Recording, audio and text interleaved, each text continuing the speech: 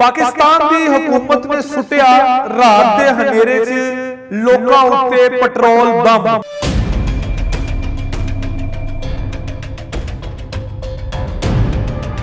महंगाई का शिकार आवाम के उत्ते 30 रुपए फी लीटर पेट्रोल वधा दिता गया।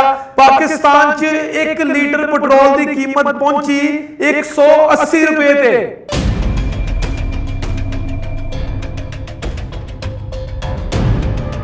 आटा घ्यो ते चीनी की महंगाई के नाल लोकी पहले ही लड़ रहे सी ते उत्तों हुकूमत ने पेट्रोल कर दिता महंगा।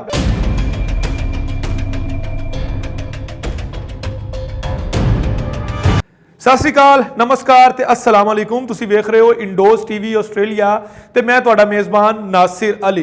नाज़रीन, पाकिस्तान दी नवीं हुकूमत जिहड़ी कि इस चीज़ दा रोना रोंदी रहिंदी सी कि पाकिस्तान तहरीके इंसाफ ने बहुत ज़्यादा महंगाई कर दिती है। वो गवर्नमेंट आई है तो लोगों ने उम्मीद ला ली सी कि हमेशा की तरह पाकिस्तान मुस्लिम लीग नून लोगों को रिलीफ देवेगी, लेकिन हुकूमत ने लोगों दीयां उम्मीदां ते पानी फेर दिता। राती 10 बजे हुकूमत ने पेट्रोल ते डीजल दीयां कीमतां च 30 रुपए फी लीटर इजाफा करता ते पाकिस्तान दी तारीख दे विच पहली दफा पेट्रोल जिहड़ा है वो 180 रुपए फी लीटर हो गया है। इस वेले पाकिस्तान दे विच दूसरियां चीज़ां जिहड़ियां ने वो तो पहले ही महंगियां सी, महंगाई जिहड़ी है वो आसमानां दे उत्ते ने, तो उस तो बाद पेट्रोल दीयां कीमतां वधन दे नाल आम आदमी दी जिंदगी ते की फर्क पेगा ये ते पाकिस्तान च रहण वाले लोग ही जानते आ। वो मुल्क जिहड़ा एग्रीकल्चर मुल्क जिथे आख्या जाता है, जिन्हों ज़रई मुल्क आख्या जाता है, जिथे आख्या जाता है कि कनक बहुत ज़्यादा होंदी है,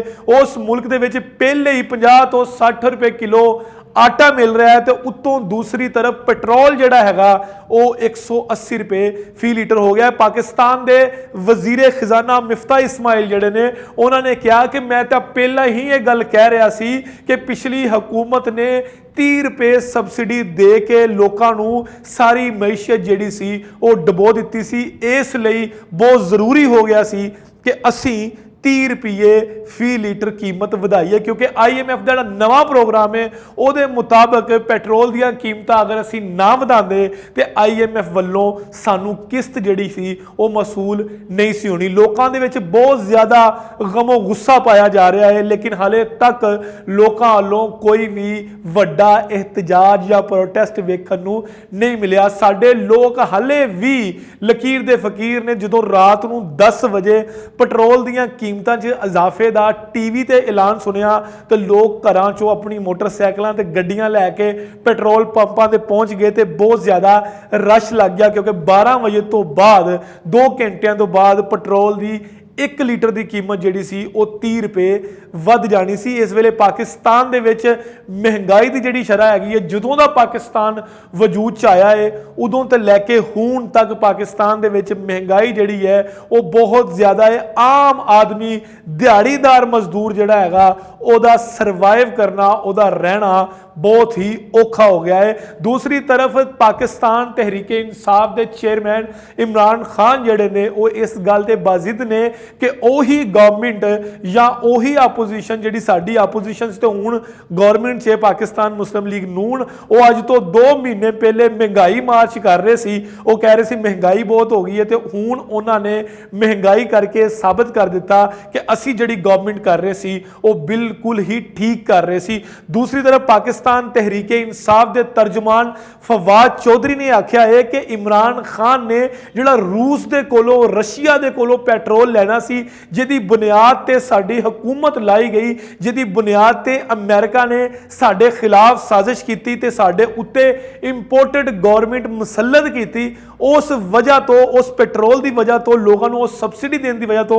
साडी हुकूमत नूं सुटिया गया। उन्होंने आखना सी कि पाकिस्तान तहरीके इंसाफ के चेयरमैन ते उस वेले दे वजीर आजम इमरान खान रशिया इसलिए गए सी कि वो रशिया दे नाल सस्ते तेल का मुआहदा कर लन, तो सस्ता तेल उन्होंने को लैके ते पेट्रोल दी कीमतां जिहड़ियां हैगियां उन्होंंने मजीद थल्ले लिया जाए।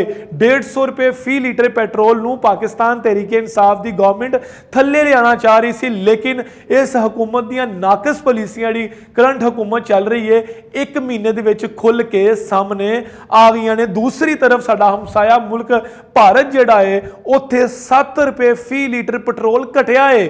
ਯਾਨੀ ਕਹਿਣ ਦਾ ਮਤਲਬ ਇਹ ਵੇ ਕਿ ਪਾਕਿਸਤਾਨ ਦੇ ਵਿੱਚ 180 ਰੁਪਏ ਫੀ ਲੀਟਰ ਹੋ ਗਿਆ, ਜਦਕਿ ਇੰਡੀਆ ਦੇ ਵਿੱਚ ਕੀਮਤਾਂ ਜਿਹੜੀਆਂ ਪੈਟਰੋਲ ਦੀਆਂ ਉਹ ਘੱਟ ਹੋ ਰਹੀਆਂ ਨੇ। ਇੱਕੋ ਖਿੱਤੇ ਦੇ ਵਿੱਚ ਇੱਕ ਹੀ ਜਗ੍ਹਾ ਤੇ ਰਹਿੰਦਿਆਂ ਹੋਇਆ ਦੋਨਾਂ ਮੁਲਕਾਂ ਦੇ ਵਿੱਚ ਮਹਿੰਗਾਈ ਜਾਂ ਪੈਟਰੋਲ ਦੀਆਂ ਕੀਮਤਾਂ ਵੱਧ ਘੱਟ ਹੋਣਾ ਵਾਕਈ ਤਸ਼ਵੀਸ਼ਨਾਕ ਹੈ ਤੇ ਇਹ ਗਵਰਨਮੈਂਟ ਦੀਆਂ ਪਾਲਿਸੀਆਂ ਦੇ ਉੱਪਰ ਬਿਲਕੁਲ ਨਜ਼ਰਸਾਨੀ ਜਿਹੜੀ ਹੈ ਉਹ ਕਰਨੀ ਚਾਹੀਦੀ ਹੈ। ਇਸ ਵੇਲੇ ਪਾਕਿਸਤਾਨ ਤਹਿਰੀਕੇ ਇਨਸਾਫ ਜਿਹੜੀ ਹੈ ਉਹ ਆਪਣਾ ਕਾਰਡ ਬਿਲਕੁਲ ਅੱਛਾ ਖੇਲ ਰਹੀ ਹੈ। ਉਹਦਾ ਇਹ ਗੱਲ ਆਖਣਾ ਹੈ ਕਿ ਅਸੀਂ ਇਸੇ ਮੁਇਸ਼ੀਅਤ ਦੇ ਨਾਲ, ਅਸੀਂ ਇਸੇ ਖਜ਼ਾਨੇ ਦੇ ਨਾਲ ਪੈਟਰੋਲ ਦੀਆਂ ਕੀਮਤਾਂ ਕੰਟਰੋਲਡ ਰੱਖੀਆਂ। ਉਸ ਤੋਂ ਬਾਅਦ ਅਸੀਂ ਲੋਕਾਂ ਨੂੰ ਮੁxtਲਿਫ ਪ੍ਰੋਜੈਕਟਸ ਦੇ ਵਿੱਚ ਸਬਸਿਡੀ ਦਿੰਦੇ ਰਹੇ। ਲੇਕਿਨ ਜਦੋਂ ਇਹ ਗਵਰਨਮੈਂਟ ਆਈ ਹੈਗੀ ਹੈ, ਇਸ ਗਵਰਨਮੈਂਟ ਨੇ ਆ ਕੇ ਜਿੰਨੇ ਵੀ ਸਬਸਿਡੀਜ਼ ਦਾ ਪ੍ਰੋਗਰਾਮ ਸੀ ਸਾਰੇ ਖਤਮ ਕਰ ਦਿੱਤੇ, ਕਿਉਂਕਿ ਉਹਨਾਂ ਨੂੰ ਪਤਾ ਸੀ ਕਿ ਇਹ ਗਵਰਨਮੈਂਟ ਆ ਕੇ ਤੇ ਬੁਖਲਾ ਗਈ। ਇਹਨਾਂ ਨੂੰ ਸਮਝ ਨਹੀਂ ਆਏਗੀ ਕਿ ਅਸੀਂ ਹੁਣ ਕੀ ਕਰਨਾ ਹੈ। ਇਸ ਵੇਲੇ ਪਾਕਿਸਤਾਨ ਦੇ ਵਿੱਚ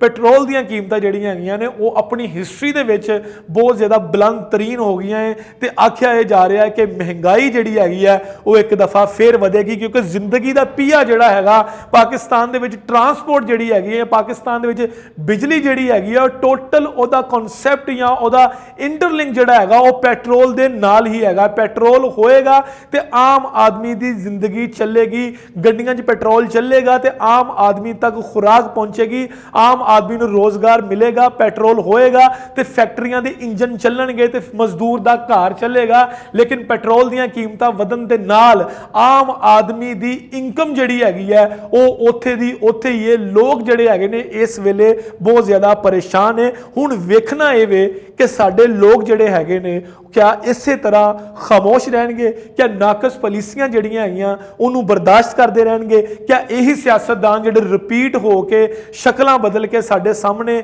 ਉਹੀ ਕਾਰਨਾਮਿਆਂ ਦੇ ਨਾਲ ਆ ਰਹੇ ਨੇ, ਕਿ ਅਸੀਂ ਇਹਨਾਂ ਨੂੰ ਮੁੰਤਖਬ ਕਰਦੇ ਰਵਾਂਗੇ। ਸਾਲ ਜਿਹੜਾ ਹੈਗਾ ਸਾਲ ਇਲੈਕਸ਼ਨ ਦਾ ਸਾਲ ਆਖਿਆ ਜਾ ਰਿਹਾ ਹੈ ਕਿ ਇਲੈਕਸ਼ਨ ਦੇ ਵਿੱਚ ਲੋਕ ਜਿਹੜਾ ਹੈਗਾ ਉਹ ਸਮਝਦਾਰੀ ਦੇ ਨਾਲ ਕਿਸੇ ਨੂੰ ਚੂਜ਼ ਕਰ ਸਕਣਗੇ, ਕਿ ਲੋਕਾਂ ਦਾ ਚੂਜ਼ ਕੀਤਾ ਹੋਇਆ ਬੰਦਾ ਜਿਹੜਾ ਹੈਗਾ ਉਹ ਗਵਰਨਮੈਂਟ ਕਰਕੇ ਤੇ ਪਾਕਿਸਤਾਨ ਦੇ ਮੁਸਤਕਬਲ ਨੂੰ ਤਬਦੀਲ ਕਰ ਸਕੇਗਾ। ਇਹ ਉਹ ਸਵਾਲ ਨੇ ਜਿਹੜੇ ਹਰ ਆਮ ਬੰਦੇ ਨੂੰ ਪਾਕਿਸਤਾਨ 'ਚ ਰਹਿੰਦਾ ਹੈ ਉਹਨੂੰ ਸੋਚਣੇ ਚਾਹੀਦੇ ਨੇ। ਮੈਨੂੰ ਇਜਾਜ਼ਤ ਦਿਵੋ, ਅਸੀਂ ਪਾਕਿਸਤਾਨ ਦੇ ਹਾਲਾਤ, ਪਾਕਿਸਤਾਨ 'ਚ ਜੋ ਵੀ ਹੋ ਰਿਹਾ ਉਹਦੀਆਂ ਖਬਰਾਂ ਤੁਹਾਡੇ ਤੱਕ ਪਹੁੰਚਾਉਂਦੇ ਰਵਾਂਗੇ। ਅੱਲਾ ਹਾਫਿਜ਼ ਓ ਨਾਸਿਰ।